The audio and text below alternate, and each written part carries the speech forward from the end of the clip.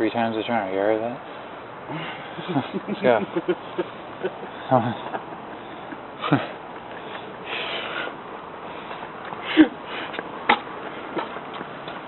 Fucking stupid. The dumbest shit I've ever heard.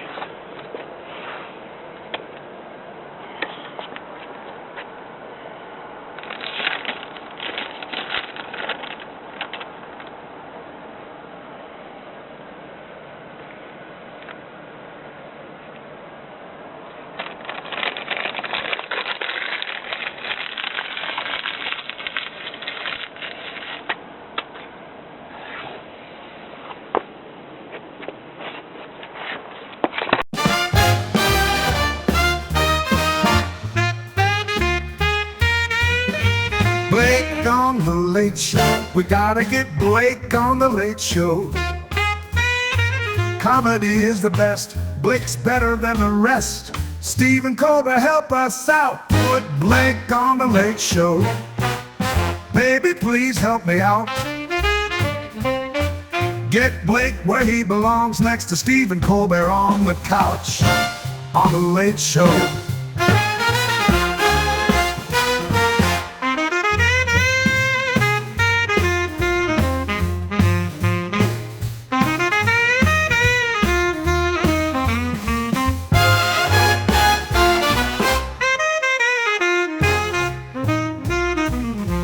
Blake on the Late Show, baby, please help me out. Get Blake where he belongs, next to Stephen Colbert on the couch. On the Late Show.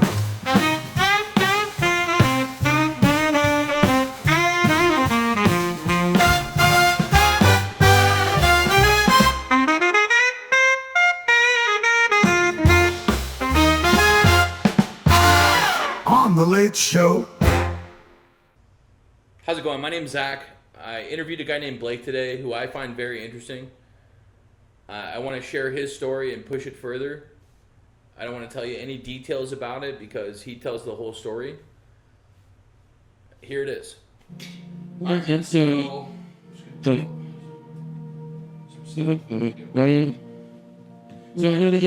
already discussed it.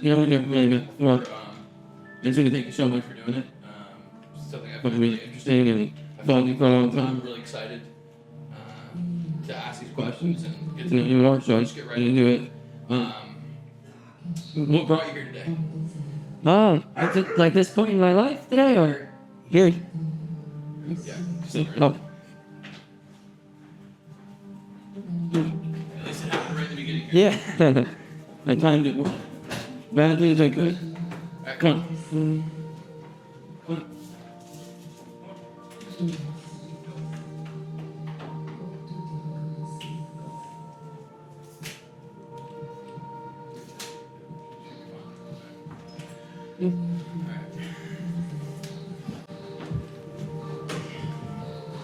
Alright, so, alright, what brought you here today?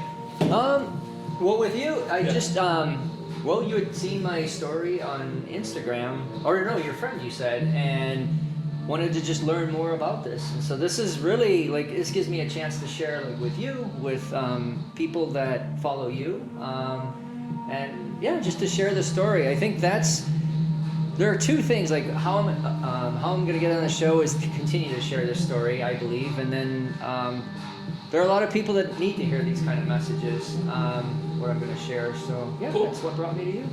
Awesome. What do you like to do for your free time?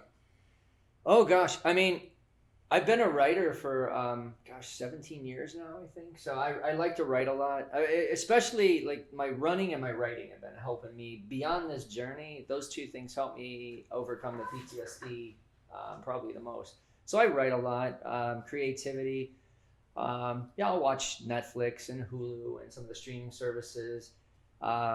This summer I've been to a bunch of pool parties with friends. So things like that, I just staying connected. And again, my running helps me stay connected. I go to the Planet Fitness a lot and I meet a lot of people there. So any chance that it's just putting me in connection with people, because for the longest time I had isolated from just about everybody after the trauma. Right. you said what good movies have you seen lately?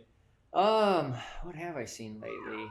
Well, I started watching Fatal Attraction on Netflix the other day. I've seen that a long time ago, but every once in a while I'll go back and watch some old classics. Beverly Hills Cop, there was a new one that came out this summer. I watched that. I know going back to last summer, last summer was a bigger movie year for me. I saw Oppenheimer, I saw Barbie. I think it was Flowers of the Killer Moon. Yeah. Things like that. So yeah, if there are some big, this summer I haven't really seen any big movies at the theater, but a lot of like Netflix and Hulu, things Cool. like that. Cool. Where are you from?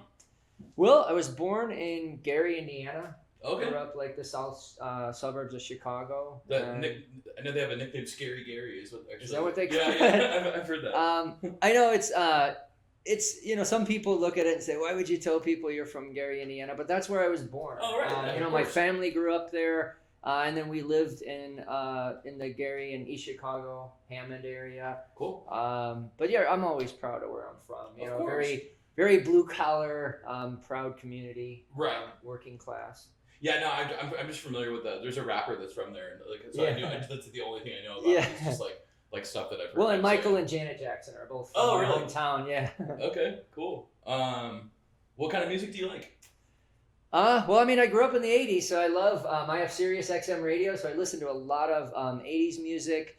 But after that, I mean, it's just, if I'm with a group of people, I can lean in toward just about any kind of music. Right. It's just with the people that you're with. So if somebody comes to me and they have country, or somebody has rap, or, it just depends.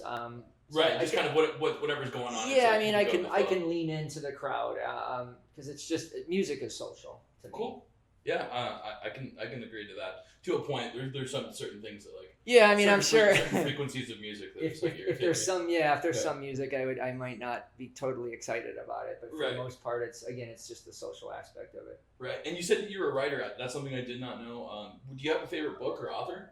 I love Agatha Christie. I read a lot of. I probably read 3/4 of her books. Awesome. So I just read one of them. It was called The Third Girl. I just finished that yesterday. But yeah, I like to read murder mysteries, but Agatha Christie is a big one for me. Cool. Would you say that you are a coffee or a tea person? A neither person. Oh, really? Yeah. Yeah, I you're don't. just a water guy. I don't. Yeah, mostly. I'll drink pop if I go to the movie theater, pop and popcorn. But yeah, I really don't drink any tea or coffee. Gotcha. I'm really Okay. a big water guy. I feel that. Yeah. No, I drink so now I'm currently doing a job where I'm doing like canvassing and going door to door outside in the heat. So like if I'm not drinking water, then Yeah. you just perish. You know? Yeah. What's your favorite time of year?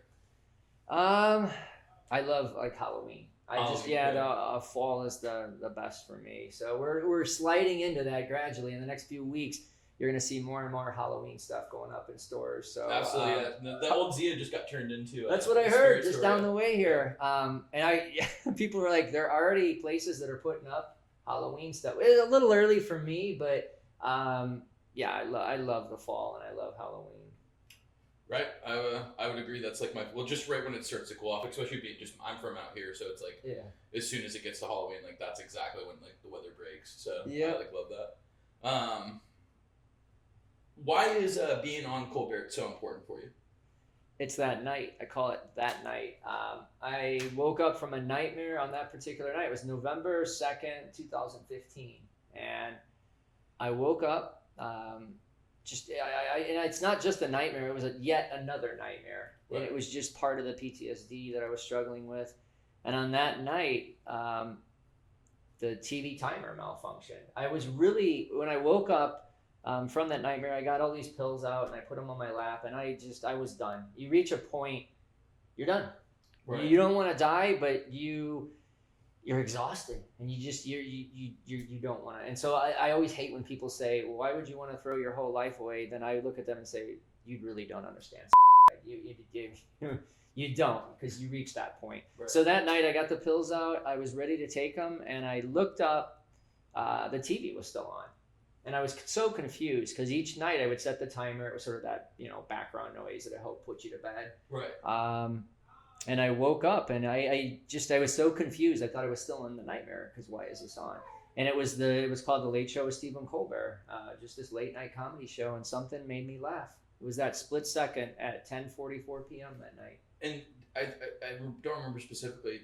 Do you remember like the joke it was? No, I'm actually glad you asked that because people have asked me that a lot, and I said I don't know what the joke was. But the important part of that night wasn't what was coming into me; it was what was leaving me. I laughed. That actually it just stunned me. Here I am. I have all these pills. I was just moments away from taking them all, and I could laugh, and it didn't seem normal, but it was in a good way. Abnormal, I guess, that here's a guy that's going to take his life and you're still laughing. Right. And that was the split second. I paused the TV show and I saw myself on the show. And that, I could see myself. And that was 9 years ago? Yeah. Like this, in a few months, it'll be the 9-year anniversary of that night. And I just, as I paused the TV that night, I remember saying, I'm going to get on this show. I'm going to tell my story. Because I figured if I'm going to go, I'm gonna at least tell the world my story. But it was this huge moment of hope. Like it was this spark that it's not really hard to describe because I just described it to you. Right. But the feeling is hard to describe because it's not a feeling I've ever had before. It was just that split second. Awesome. What's a childhood memory that really like makes you smile? That's something that you remember. Well, I mean, for Father's Day, I just sent my father this letter I wrote, and I told him about this time when I was 5 years old. This was in Gary, Indiana, and we went out. It was sometime in the winter, but he took me up to the elementary school that I was going to. I was in kindergarten at the time, and we were sitting in front of the school, and we were watching like this satellite go by. It was some kind of spacecraft, and I remember looking up, and it was just this great moment. Because I remember like looking up and I could imagine like it was me and my dad up in that spacecraft like together and just sort of fun. But it was this fun memory from 5 years old. And I was really surprised that some people can't remember anything, when they're 4 or 5 or 6. Right.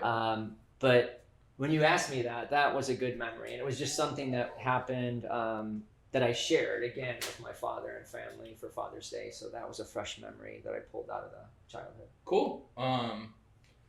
I know that you mentioned the like PTSD and stuff like that from instant that I know just a little bit about, obviously. But yeah. Is that from your childhood or is that that happened as an adult? Oh, as an adult, there was a night. This was in downtown Phoenix. Yeah, if you feel comfortable telling me about it. Yeah, I can talk about it. I may not go into all the details of it, but this was right before Christmas in 2011, just days before Christmas.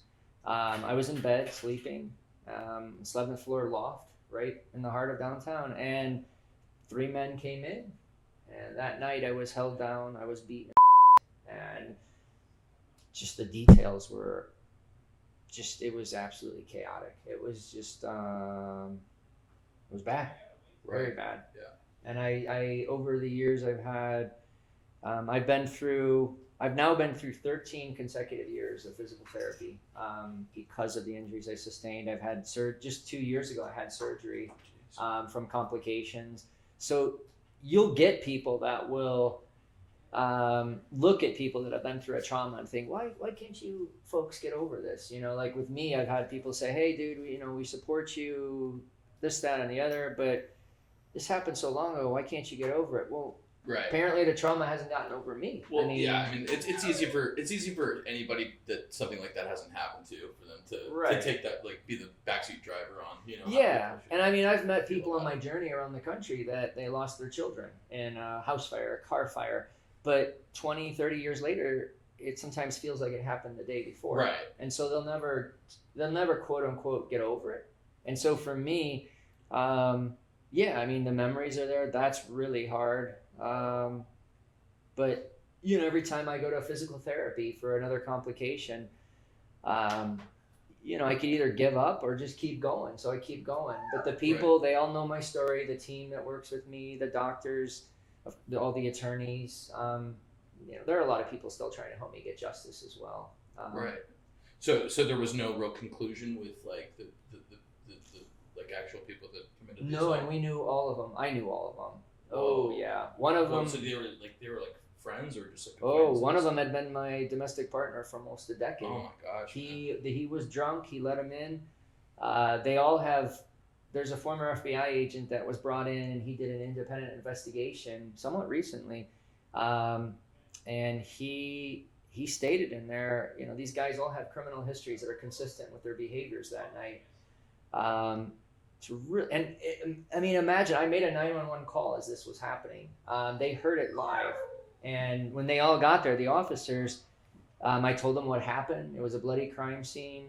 I was only in my underwear. They were ripped. They were bloody. There was semen on my torso, and they categorically dismissed it. And the former FBI agent, when he wrote it up in his report, he said, if Blake would have been a woman or a straight man, like this would have there would have been almost certain arrests that night. Right. It just begs the question, why? I mean, they were 3 smoking guns. I mean, Right. You think about Bill Cosby, Harvey Weinstein, if they were caught in the action, like right then and there, there would have been arrests immediately. But in this case, it's puzzling to a lot of people. And I have a couple of former federal prosecutors from DC that were brought in to represent me. Everybody's just shocked at why there still haven't been arrests for this, because there's an abundance of evidence. That is that is insane, man. Give me 1 second. I'm Yeah. gonna give her something then. Yeah, no. Yeah, I didn't know how much you. I wasn't aware. I mean, that's part of the stuff that I've heard that I had no. Part of the stuff that I heard, obviously heard about that. I had none of the details, obviously. Okay. So that is And sometimes, even like you asking questions and me sharing with more people, sometimes maybe that's how I find justice someday. You bump into somebody that'll hear what, our discussion here. Yeah. And somebody might say, hey, I know somebody in law enforcement, or I know somebody that also works for. no. I just think it's something. I just think it's something that's super brave to talk about and super. I'm sure that it feels better to talk about, and Yeah. I'm just For a long time. And part of the reason. It's a shocking, jarring thing to like. Yeah, I mean, sometimes even as I'm telling you, it doesn't make any sense. Because it's not like, when you're 16 years old, you imagine how your life turns out. And, you wouldn't imagine the bad stuff. Right, But any of that. this stuff, yeah, it doesn't. And one of the other things that happened to me, it took me a long time to actually process this. But Of course. I don't know if you guys have ever heard of dissociative amnesia. I was diagnosed with that. And when the first person, I want to say it was between 2000, I think it was 2015, that summer, there was a psychologist that was trying to help me, one of the first. And he said this, and he said, it sounds like you have dissociative amnesia. Like, it's not that you didn't want to remember, you couldn't remember. And it turns out he was right. Others started telling me the same thing. And if you ever saw those Matt Damon movies called The Bourne Identity, Of course, yeah. all of those, I only found this out in the last year or two, but somebody said, hey, Blake, if you look up the information about those movies, that character Matt Damon plays, he has dissociative amnesia. He's always running from the bad guys in those movies. Right. Doesn't know why, but he's continuously moving. And that was me. Here I'm going through all this physical therapy. I knew something happened that night. I just didn't know what. And the best way to describe it would be, let's say you're driving between 2 big cities on a freeway. And, you're heading to El Paso and you're leaving Tucson. When you're going between those big cities, the radio starts going, white noise, static, and it goes in and out until you get to the next big city, and then you can hear it clearer. And that's really what I would feel like, is that there were days that I thought I knew what happened, and then it was gone. And I'm like, it felt like it was just this wicked dream. And it was, but it was actually real. And so as I would talk more and more, and there was a day that actually something really sparked my memory. And it was May 15th, right about May 15th of 2014. And I was reading Time Magazine, the cover story. And it was about and I called my friend Jeremy and I said, I actually think this happened to me. And he said, I know it did. We knew you weren't processing it. Right. And that was the moment it started coming back, and I started opening up. I started talking with people. Yeah, that was like, otherwise I wouldn't have made it. I mean, if you can't process what happened to you, it's just like, it's a living hell. Right. Like with Matt Damon's Jason Bourne character. Right. Well, I mean, yeah, that's like obviously. Just thank you so much for sharing so much detail about it, because it's like, Yeah. you know, it's that's part of the reason why I was like just hearing like the tidbits of that on your story, like in your story, like as I followed you, but Yeah. knowing the details just really like. Sometimes like on the Instagram, if I share certain things, I'll share more of the positive, not to Of like course, not to course. forget about all the negative, but Right. I think a lot of people when they've been through trauma, they don't always want to tune in, like let's say to my Instagram, just to hear all the bad stuff. So Right. I try to show people sort of the No, positive yeah, I think stuff. you do make things. You're very positive on there, obviously, and you know, And one of the things I'll tell people is the critics will say, "Why? How in the hell do you think you're going to get on a comedy show talking about your story?" And I said, "Well, first of all, I think it was the third day I was on this journey. There was a nightclub shooting, and I think it was called the Bataclan in Paris. It was like November 13th, 2015, and there were about 165 people. And Stephen Colbert started his show and talking about this trauma and said, "This is why we need comedy." right. And so, and then Pope Francis had Stephen Colbert and a whole bunch of comedians from around the world show up at the Vatican a couple months ago saying, "Hey, we need comedy in our lives." And my story is a perfect example of that. Comedy, how necessary. And I tell people comedy is not the absence of trauma. It's the ability to take our traumas and find a way to still laugh. That's why we need comedy. And so that's how I think I'll get on the show someday, because our world is not made up of just bad stuff or comedy. There's a reason they both exist. You know, it's like Right. the good and evil in life, and they balance each other out. So Right. I'm leaning more toward the comedic side to say, let's embrace that more than the trauma.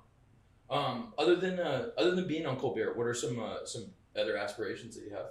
I want to run another marathon. I told my doctors before this, I had hip surgery to reattach 2 years ago from, again, they said it was the complications they kept having over the years from what happened that night.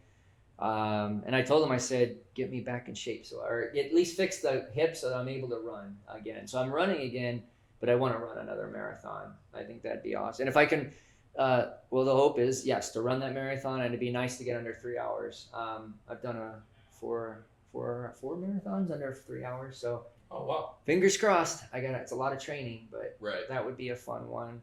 And with my writing, I would love to continue, just getting in. I had some pieces I wrote in like the USA Today, Arizona Republic, Chicago Tribune. So sometimes like bigger publications, just so that more eyeballs are on it. Cool. So, I think it'd be like anybody, like, if you do something, if you're a film producer, you don't just want this many people watching your film, you want this many, because Right. you're telling a story. So Of course. that's me too, that the more people that can read it, you impact more people. Who are some other people that have had a significant impact on your life? These people I've met, like you, now I've met you. But the 33,286 strangers that I've met, I mean, they're not strangers now, they've signed support on my Right, boards. They've all like been a huge part of this, because every time I meet somebody, people don't always truly understand this, but it's really not, it's not like you can measure my pulse or my blood pressure or take my temperature, but when I meet people, there's something that changes in me. And if you could assess like taking your blood pressure, every time I meet somebody, they add something to me. It buoys my spirits. Again, that's something that's not able to be captured, but it's something I feel. And it's this powerful, it must be powerful, because here I am almost 3,200 days later, still meeting strangers and saying, "Hey, I'm Blake, I'm trying to get on a Late Show. Can I Right. share my story with you?" And they've been saying yes all those days. So they've helped me get through a lot of those people. Currently, how's a way that you deal with like very stressful or difficult situations? Like, how do you? Well, I try not to.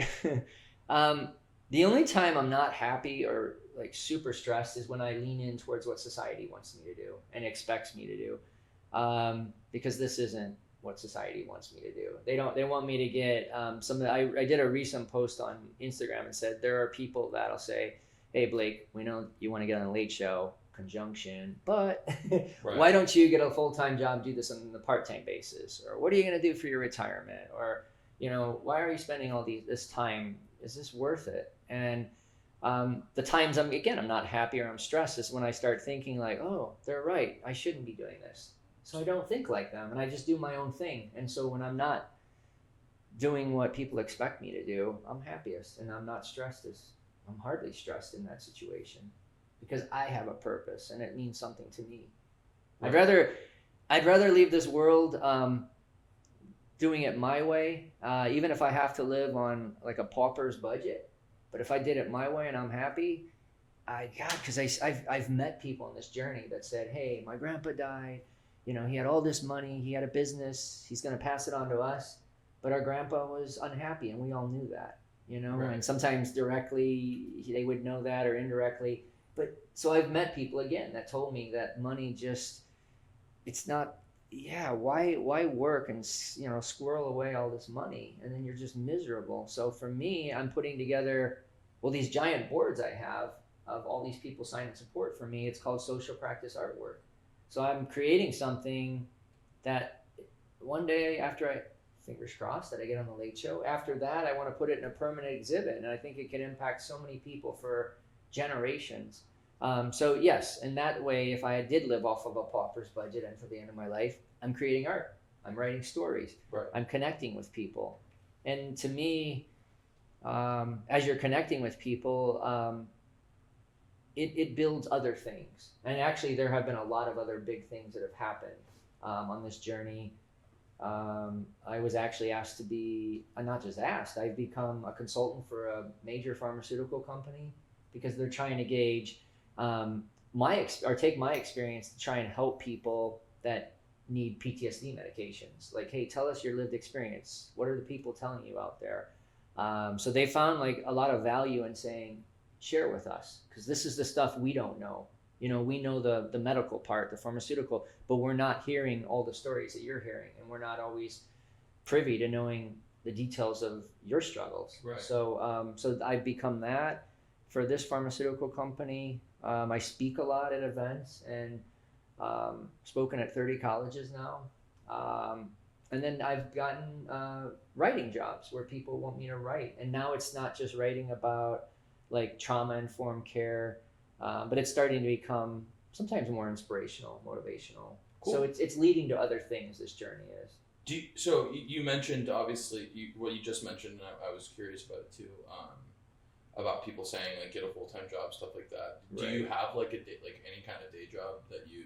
I do part-time. I do like odd jobs, and Cool. I've done that for like 7-8 years. Right. The first year and a half, it was completely meeting people. Like there was no other, sometimes it was 10, 12, 14 hours a day, either meeting people or sharing with others, like what I had, like either speaking at an event, say, hey, I met all these people, or sharing the boards with people.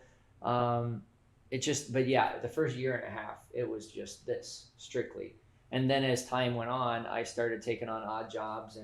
But part of the reason that full-time I was doing it, when I say full-time, like 12, 14 hours a day for a year and a half with this, first I needed it badly. Like, Right. I mean, I was still struggling, and it gave me that purpose.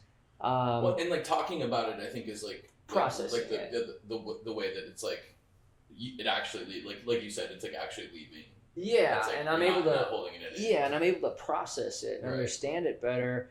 But it's just something I just needed. I mean, it's like if somebody has stage 4 cancer, the first thing you say to them is, hey dude, when are you going to get back and get your full-time job? But nobody will say that to somebody with stage 4 cancer. Yet they'll say it to somebody that has PTSD and they're struggling, because I did have a suicide attempt at one point before, the whole moment with the Late Show. So I had a suicide attempt. I was struggling badly. But people, they treat PTSD so much differently than like a cancer. Right. And that's when then people will say, you'll hear people talk about how like somebody's life mattered, after they've died by suicide. Like, oh gosh, I wish we could have done something. Right. You could have. I mean, just sometimes all these people need is just for somebody to listen. And I think I know why so many people get fascinated with the boards I have, because people have told me, you've really met 32,286 strangers. Can I see them? And I can take people down to my storage area in downtown Phoenix, the U-Haul, and there are probably 450 of them there. I have a bunch at my house, but probably 90% of them are there. And I take the sheets off, and I've had some journalists come down there and look at them. It's like looking at gold, because you're seeing all these tens of thousands of stories, and those people have all heard my story. And that's the part that sometimes it really excites people, because they're like, people actually will listen to you. And I said, yeah, there are people out there, but I say it might surprise you to know that they will listen to you. Definitely. What's something else that you just wish that people knew more about you? About me. I mean, for the most part, I'm an open book. Right. I did have some folks on the journey say, hey, tell us more about your private life. Tell us this, that, and the other. And I said, there are some things that are just private. And I've had people say, well, you're a public figure now. I mean, I'm not Snoop Dogg walking in with the, the flame to light the cauldron at the Olympics. I'm not, I'm not President Biden. I'm not President Trump. But so when I say a public figure, I think people mean you're out in the public. You're right. Speaking out. But there have been some people that said, hey, since you're a public figure, we should know more about your life. And I said, wait a minute. That's my choice, like what I tell people. But that would be one thing I would tell people is, even though I do speak out about what I've gone through, there are still some things that I keep private. Like people try to know more about certain aspects of my life. They may dig in and say, hey, what do you do with this and this and this? And at times I will just pull back and say, I'd just rather keep that quiet or private. But it sounds weird that I'm saying I'm sharing that with you. So yeah, so maybe something is that you wish that sometimes maybe you could be more reserved almost. Yeah, yeah. And then there are folks that feel like when they've either at an event that I speak at, or even every once in a while, sometimes a reporter, usually almost for the most part, most reporters are very, very professional. Every once in a while, somebody will throw something out there, a question, but they'll say, hey, if you're not comfortable answering. But it's usually maybe at an event, somebody will bring something up, and I'm like, yeah, that's not something I really want to speak about. And for the most part, yeah, they'll be respectful.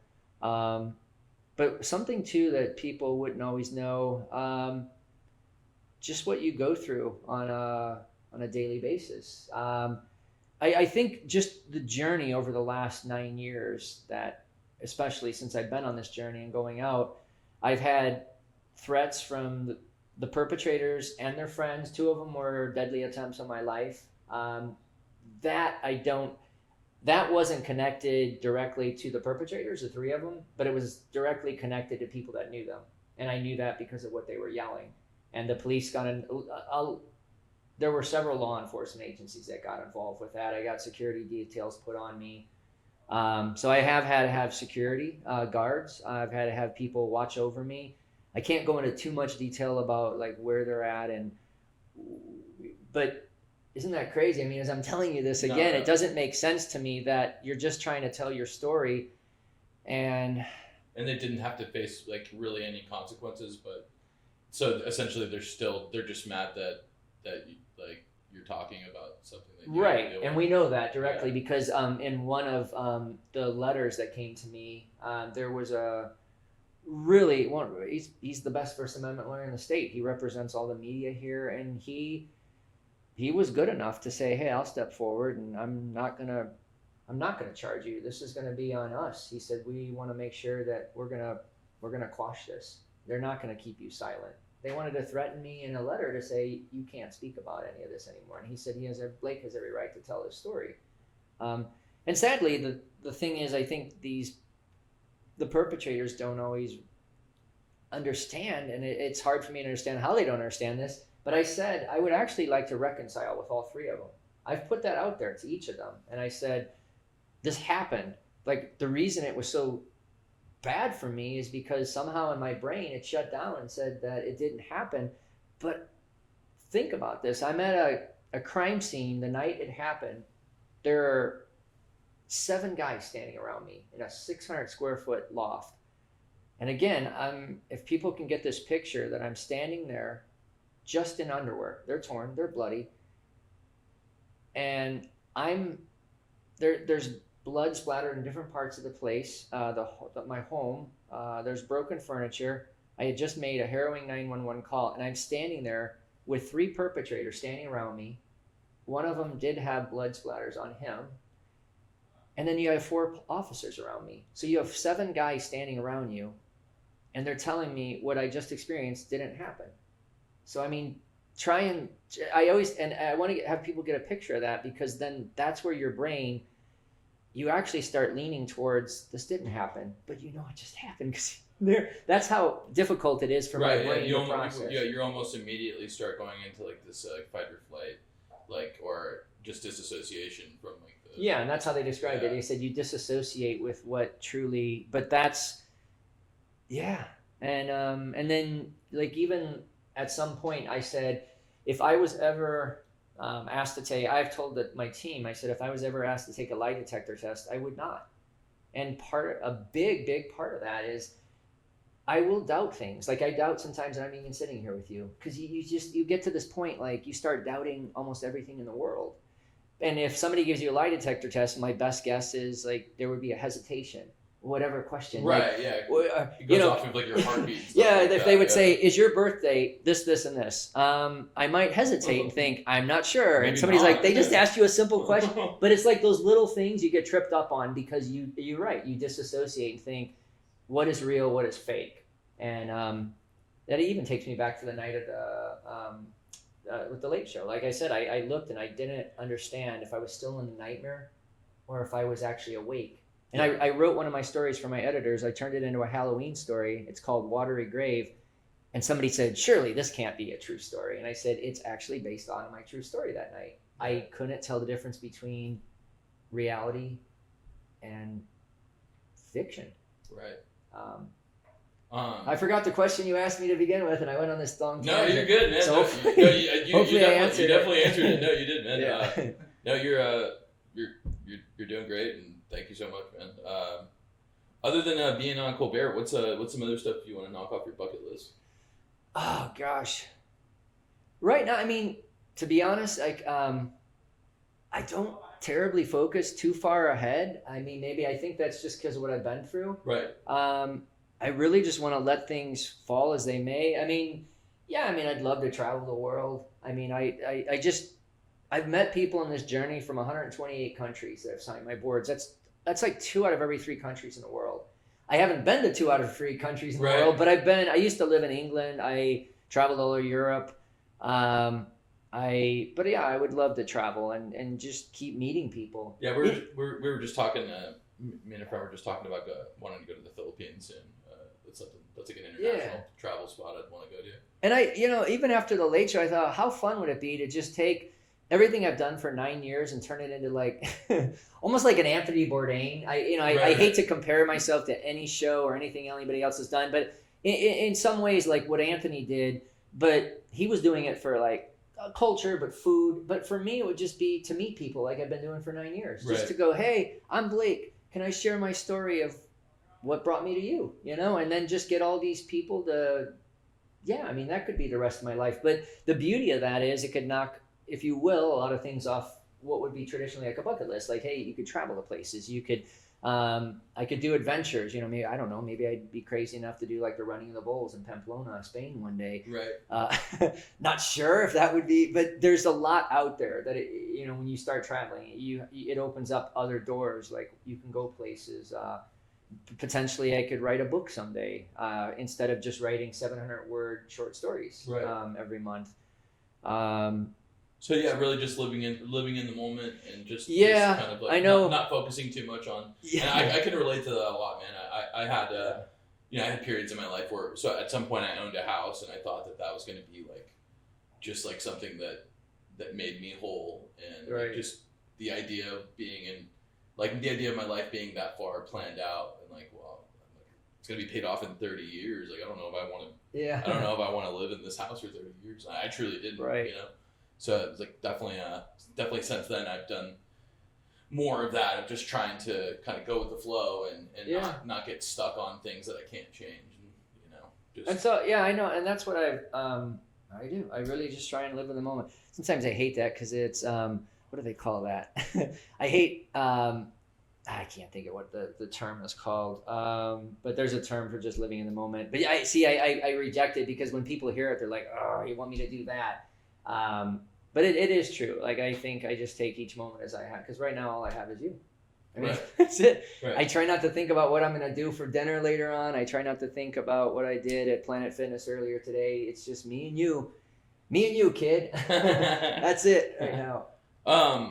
What's a way that you, if you do have conflict, like you were just telling me about people like kind of like coming at you about getting past things or just any kind of conflict in relationships. What's some advice that you'd give to people on how you handle conflict? Ooh. Well, there's a movie I like, Frozen, that animated movie with Yeah. Elsa, Let It Go. But I like Olaf the snowman in that movie anyway. I like little dolls, peluches they say in Spanish, of him, because it reminds me, really, like, just life is about these happy moments. Let's embrace that. I mean, yes, there's a lot of bad in the world, but with the conflict, with the bad stuff, let it go, because a lot of the stuff that seems so conflict driven today, or very unhappy or traumatic today, you know, tomorrow it's going to be a different day and you may look at it in a different light. So I do try to let it go, even though I've had, as I said, like some of these issues with people trying to stop me from speaking out. Yeah, I have to address that, but I find people that can help me so that I don't have to carry it all on my own. Or if there is a conflict in a situation, again, I bring in other people, and I have a lot of advocates on my team. I have a lot of people that help me, so I don't carry the weight of the world on my shoulders. Cool. And then all the people I meet every day, they help me get through these moments. That if there is a conflict, I can lean on the fact that, hey, all right, yeah, this is an issue right now. I'll deal with it, but look at all these people that have been helping me. So I try to focus on the good things that I have in my life to get through the bad or the Any kind of conflict. conflict. Yeah. Right. Makes sense. What's the overall legacy that you hope to leave behind, that you want to be remembered as, from people that are close to you in your life? Probably this journey. I mean, the boards. I think that would be amazing someday. Just when I get on the Late Show, again, it sounds like I don't have an agent that can just get me on. Right. So I say fingers crossed. That's my agent. When I get on the Late Show, to just take these boards and put them in a permanent exhibit someday, because I think there's a lot of it's exciting. I think if people could see this 9-year journey, it's a lot more than people would imagine. I mean, I have pictures with we've estimated almost 5,000 people and photos that have jumped in with the boards. We take photos and I put them mostly on Instagram, but we could use that in a permanent exhibit, show the photos of these people I've met. They're from all different walks of life. We could show the documentary. There was one that was nominated for an Emmy Award 8 years ago about this journey. A group of students followed me around.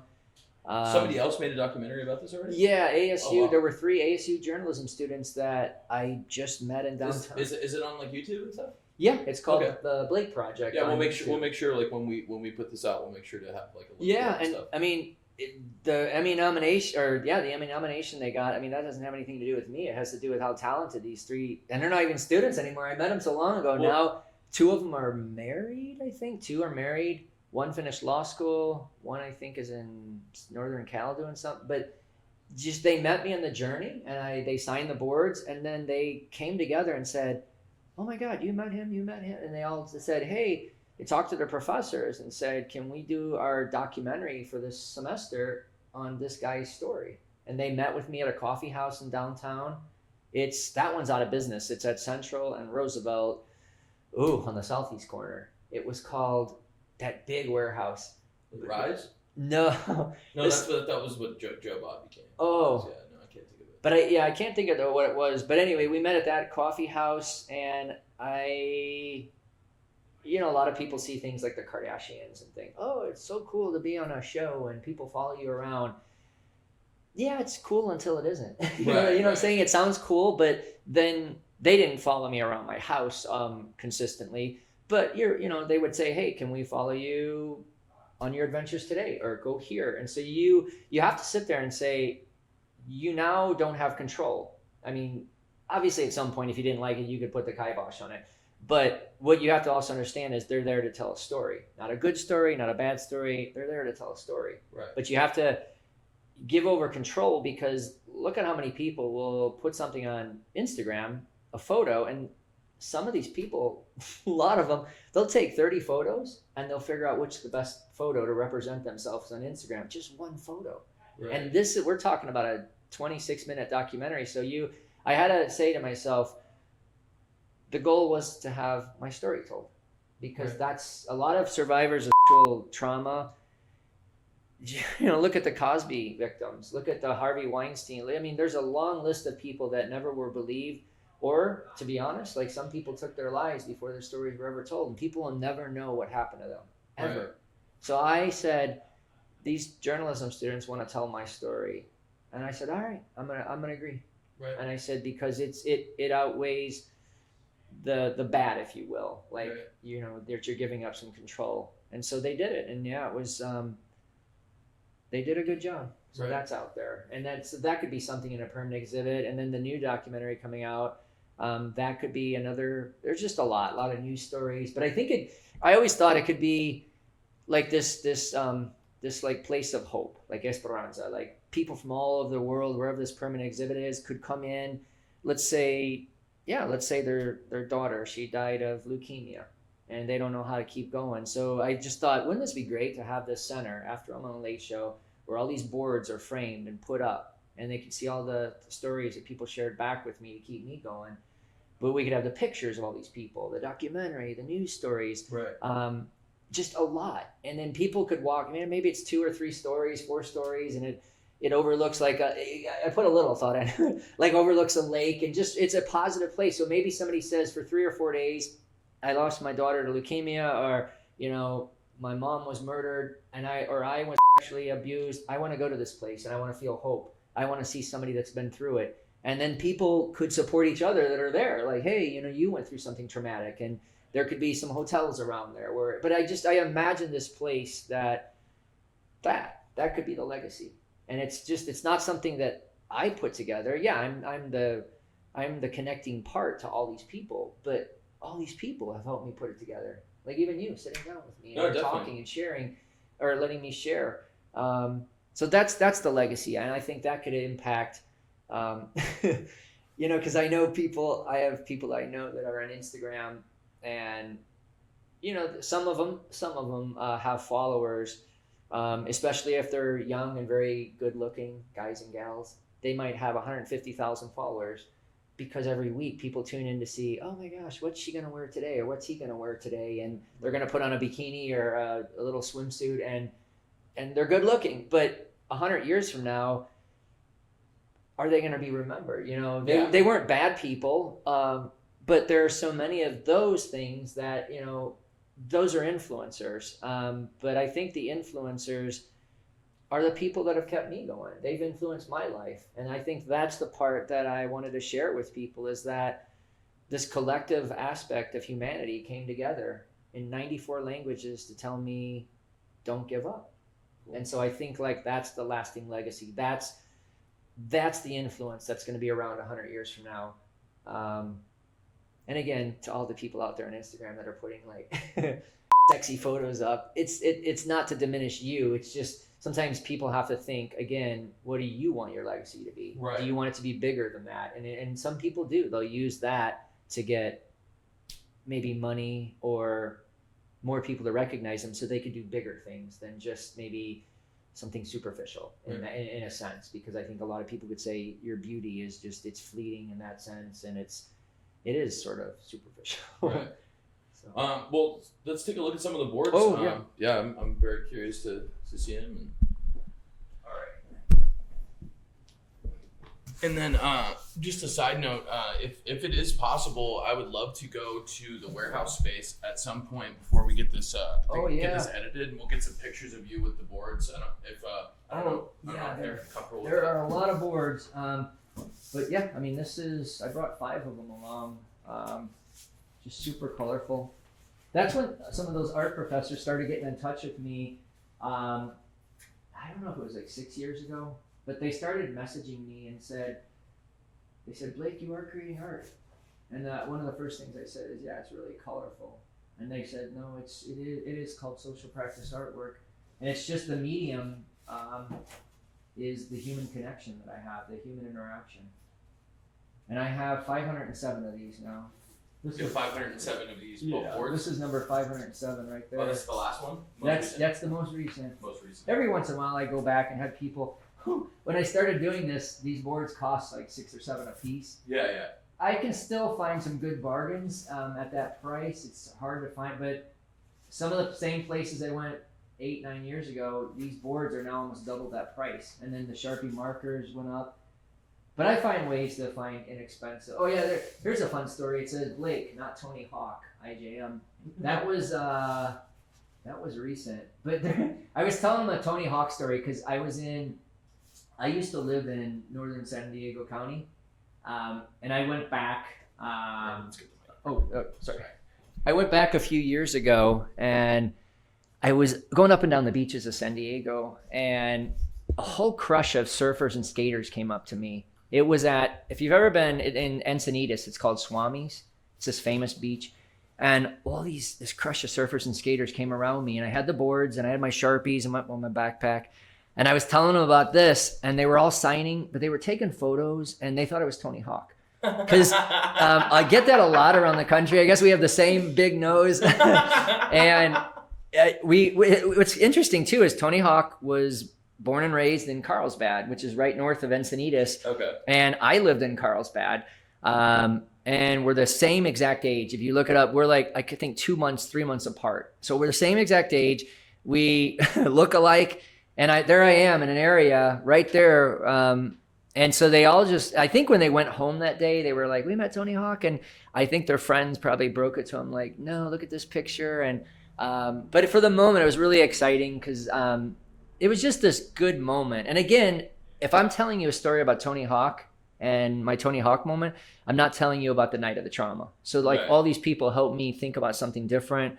It was a fun story. Just, whole new memories. Yeah. And all good memories, all happy. Yeah. And so there are a lot of stories like that. If people ever sat down with me and, like even with you sitting down with me right now, I can remember moments along the journey because all this stuff is going to last unless it gets destroyed. I mean, it's going to last forever because it's in print or the documentary or stories I've written. But the things that are still up here in my brain, if you pull them out of me or somebody else, that all of us have a story to tell. So before we all die, we got to get stories out of each of us. If anybody's ever watched those Harry Potter movies, there was I think a pensive where they pulled the memory out of your brain. Yeah. And that reminds me of it. Like before somebody's grandfather or great grandmother dies or, your great uncle or aunt, you want to get those stories because once they're gone, whatever was just in their head, it's gone forever. Yeah. And so I feel like, there are a lot of stories that aren't just on these boards. It's the interactions I've had with people.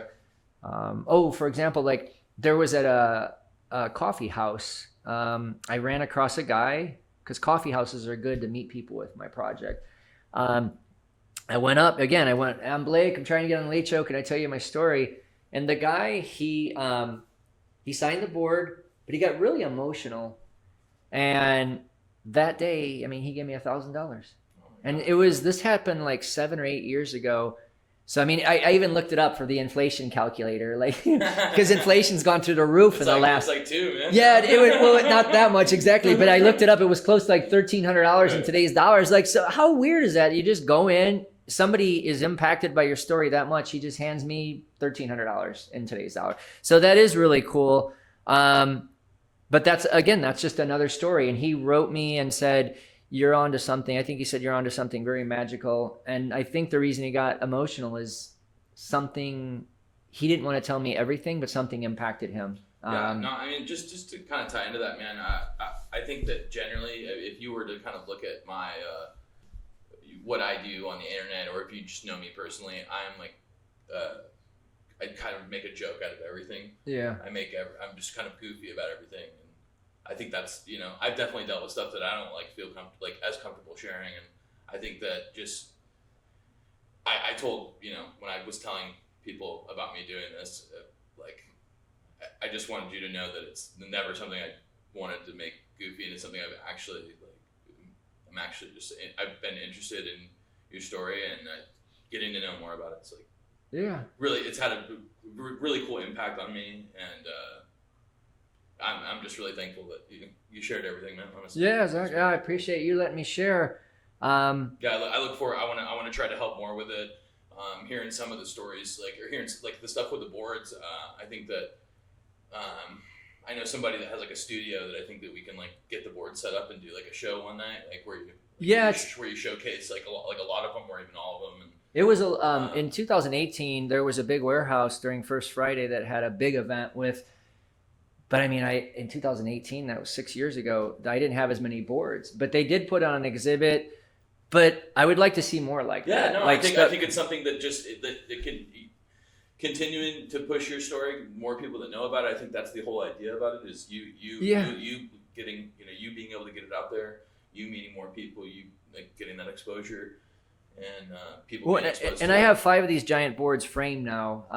I do submit. I started in the last couple of years starting to submit them for art, either festivals or competitions.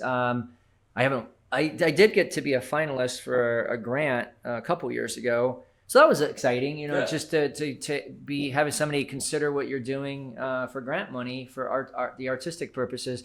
But yeah, I mean, and as time goes on, I'd like to frame more of these, and I would like to get them into exhibits, because I think it'd be cool to have somebody that does have a studio and have an event. Yeah. Maybe get the media to come and cover it. September is Suicide Awareness Month. October is Domestic Violence Awareness Month, and I can relate to that because, again, one of the people that came into my home that night had been my partner of almost a decade, and so not a lot of guys speak out about sexual violence, but they don't talk about, and it's straight guys too. I think in general, I think male is something that is just I think there's a statistic I heard that the majority of it just completely goes unreported because of whatever it is that goes along the stigma, what people do to themselves in their own head with it, and if anybody ever saw that movie, it had Stanley Tucci, it had Mark Ruffalo, it was why can't I think of it? It was based on the Boston Catholic Church scandal back in the early 2000s. Spotlight, it was the movie. It was Michael Keaton.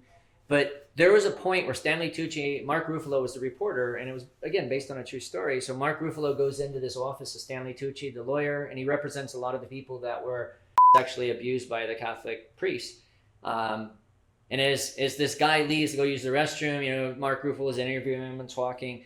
And so the guy leaves, and Mark Ruffalo makes a comment to Tucci and says, gosh, he's upset or he's angry, and Tucci says, yeah, he has every right to be, and he goes, no, he does, and he says, he's one of the lucky ones, and Mark Ruffalo's character goes, lucky? You see what he's been through? And he goes, he's lucky because he's alive. Right. He said a lot of these survivors of this Catholic priest abuse, they died.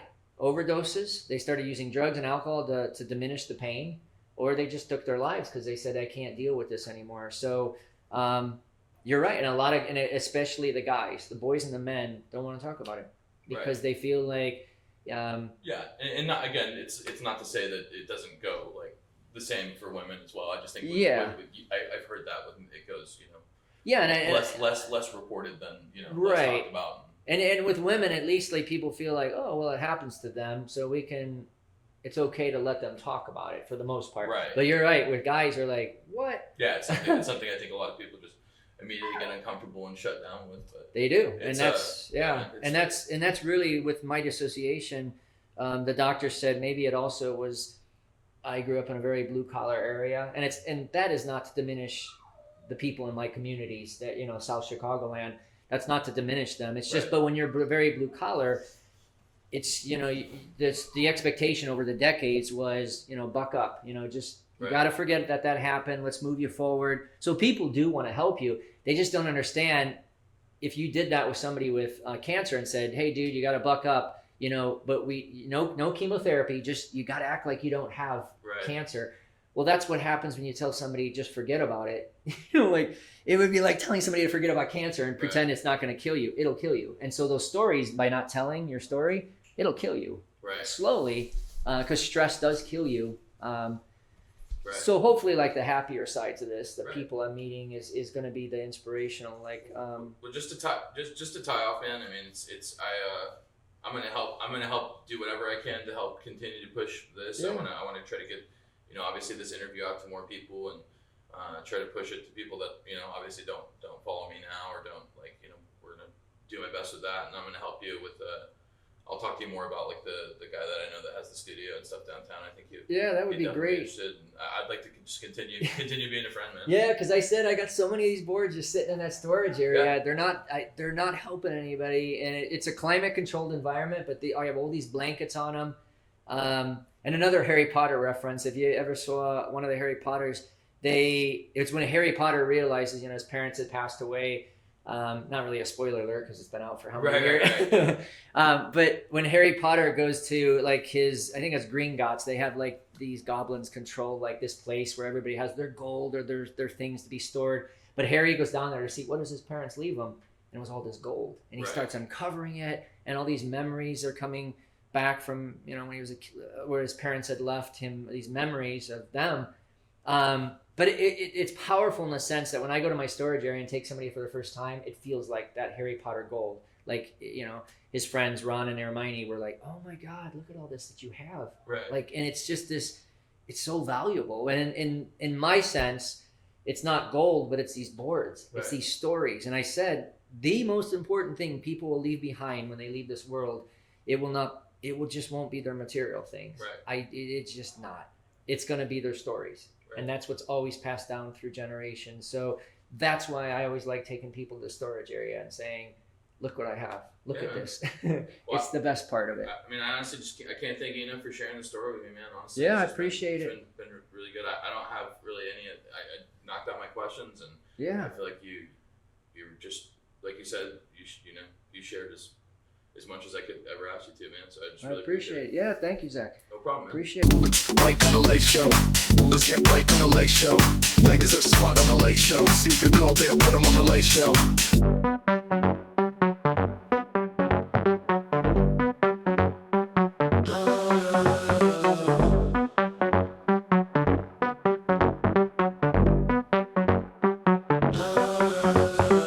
Blake on the Late Show. Let's get Blake on the Late Show. Blake deserves a spot on the Late Show. Stephen Colbert, put him on the Late Show.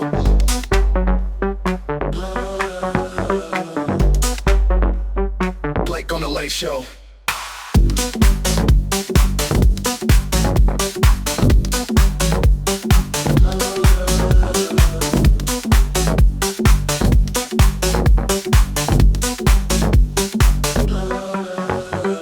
Blake on the Late Show. Blake on the Late Show. Blake deserves a spot on the Late Show. Steve Colbert, put him on the Late Show.